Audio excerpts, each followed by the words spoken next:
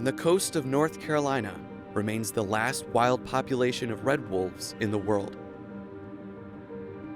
An animal so secretive, many people are unaware that it even exists. Living entirely within a single refuge, the Milltail pack is the largest of the 3 remaining packs of this eastern wolf. Due to their low numbers, U.S. Fish and Wildlife monitors them from the sky and the ground to protect this species from a second extinction.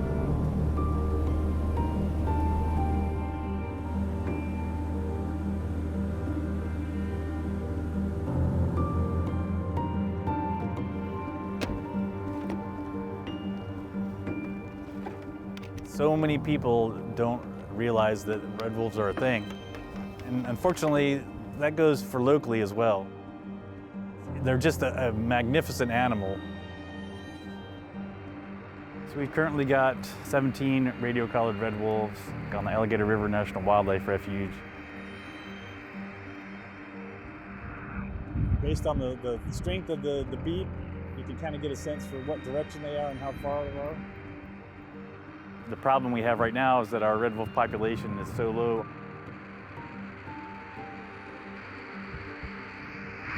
Yeah, I'm not picking up anybody here. Dang it.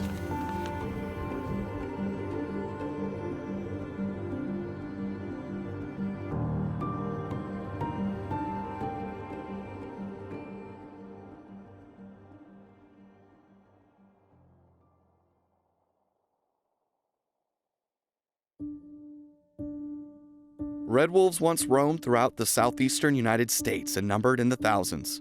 But when the human population increased, much of that wilderness was lost. Many people feared the wolf. Those fears led to government-sponsored extermination programs.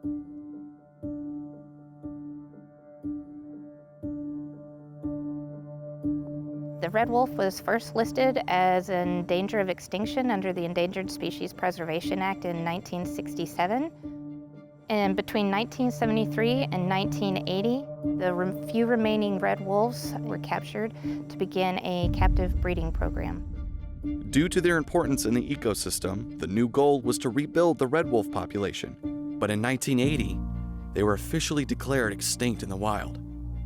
This meant that the entire survival of the species was dependent upon managed breeding programs. Nothing like this had ever been done before with a large carnivore species with the intention of getting the numbers up and releasing them back onto the landscape to save an endangered species. Before release, the wolves are outfitted with radio collars that allow biologists to study them from a distance. The radio permitted hands-off monitoring of the wolves since each collar contains a transmitter which will help locate the wolf on the landscape. A deer killed on a nearby road is set out as a going-away present. At last, this first pair of wolves will get a chance to make it on their own. The innovative techniques that were developed as part of the Red Wolf Recovery Program led to the successful reintroduction of red wolves in North Carolina. But not only did it do that, it paved the way for other gray wolf, Mexican wolf reintroduction programs. It was the first reintroduction for a large carnivore on the landscape. This happened 8 years before the gray wolf reintroduction in Yellowstone. We're here near Yellowstone National Park because the gray wolf reintroduction that happened here in 1995 was built on what was learned from the red wolf reintroduction project that happened in the 1980s. We reintroduced 41 wolves. It was an experience of a lifetime. It really has flipped Yellowstone. It's changed the ecosystem. It's very important to spread this word that wolves aren't what people used to think, but they are very important inhabitants to ecosystems. What we've learned from recovery efforts of gray wolves in Yellowstone National Park has been an important lesson when trying to save other endangered carnivores, like the American red wolf.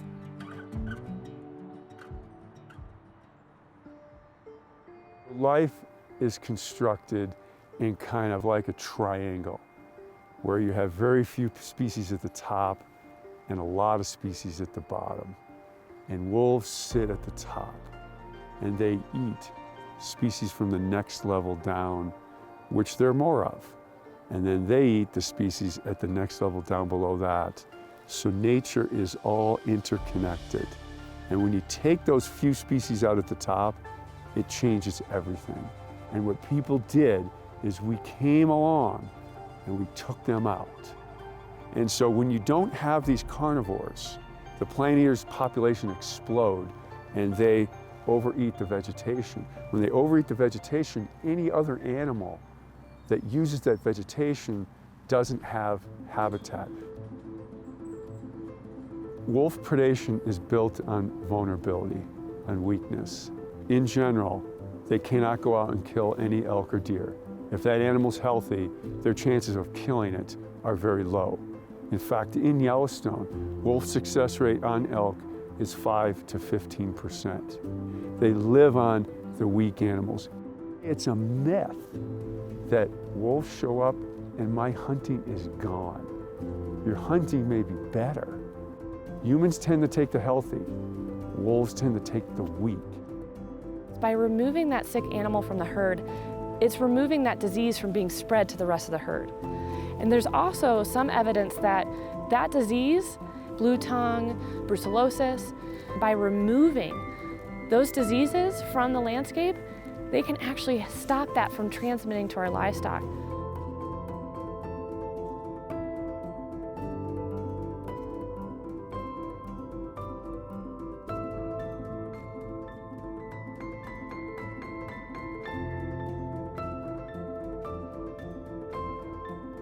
For decades, the red wolf program flourished. The red wolves grew, they bred, they got up to almost about 150 red wolves in the wild. Just a few years ago, some anti-wolf movement spreading misinformation really changed that landscape there for them and made it very hard to do conservation and increased poaching, increased the loss of the species, and we're down to just about 30 in the wild today.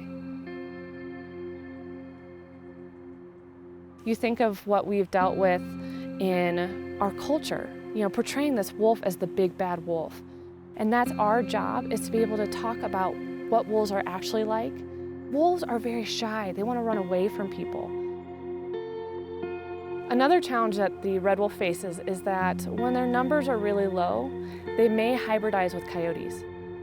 When Europeans moved into the United States, they eradicated the gray wolf and the red wolf from the ecosystem. The coyotes took that as, I'm going to move wherever I want to now, because they didn't have wolves there to keep them in check. The concern of hybridization between red wolves and coyotes can be alleviated with a large enough red wolf population size in the wild. But when their numbers got so low and they were desperate and couldn't find another red wolf to breed with, and they saw a coyote down the street, they're going to choose that coyote to breed with.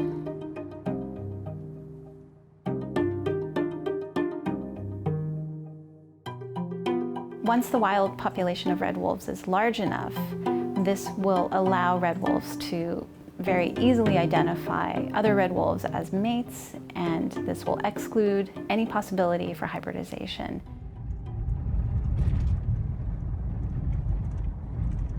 I'm going to try a few more signals from here and see if we can pick up some members of the milltail pack.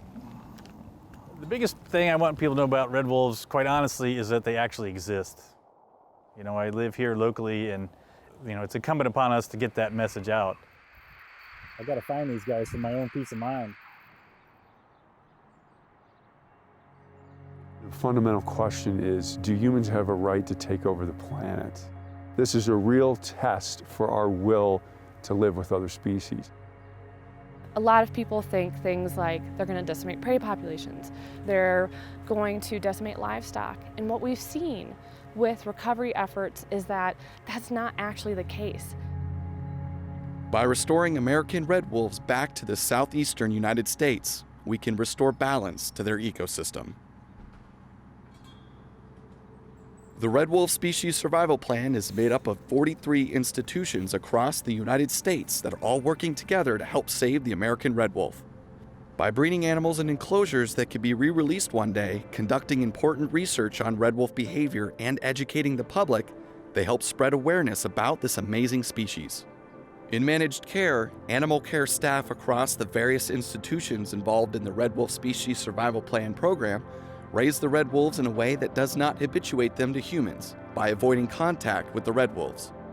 Wolves are naturally afraid of people, and that's a huge survival skill that we want to make sure they maintain. And when they get the call to be released back out into the wild, they have survival skills to not only stay away from people, but we feed them natural prey like white-tailed deer. They have puppies, so they learn how to raise a litter, and they learn how to be a pack, a family that can survive out in the wild.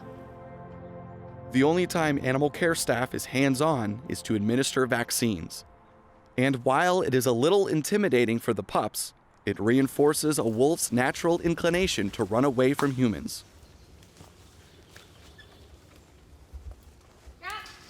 Nice job. All right, guys, collapse up here. Ready? We're gonna go in real quick and make sure the puppies are in the den as they should be.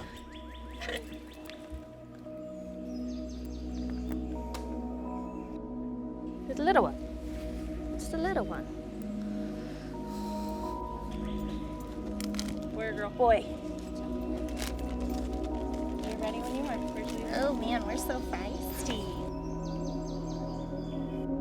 What these pups represent is hope for the American red wolf. Every pup born in the breeding program has a chance to help with the future reintroduction of the red wolf back into its native habitat.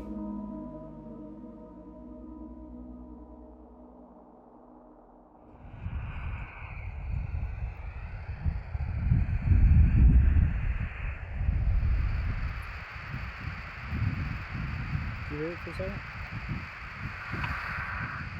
There you go. Yep. Yep. That's it. There you go. That's a little better. So that is, it's a male wolf, 2186, born in 2016. So he's getting ready to be a 3-year-old male. Yay! We do need to get the word out about how wonderful they are, and that we hope to preserve and grow this population both locally and hopefully in the future, you know, in other areas, so we can have a true wild population. The people of the Fish and Wildlife Service and myself and the biologists, we believe in this species. We have dedicated years, some of us, you know, a few years, some of us 30 years of our lives to this species, and this country would be remiss to not have this species on the ground. It most definitely can be done. I definitely believe that. I absolutely think red wolves need to be conserved. What conservation organizations are working towards now is to help bring this species back to the southeastern United States, to help restore the American landscape. Our vision is a place where we have red wolves in the future, where my kids can go out into the wild and hear a red wolf howl. Think about how often we talk to other countries and say, you need to save your rhino or your elephant. And here in our own backyard, the red wolf is one of the most endangered mammals in the entire planet.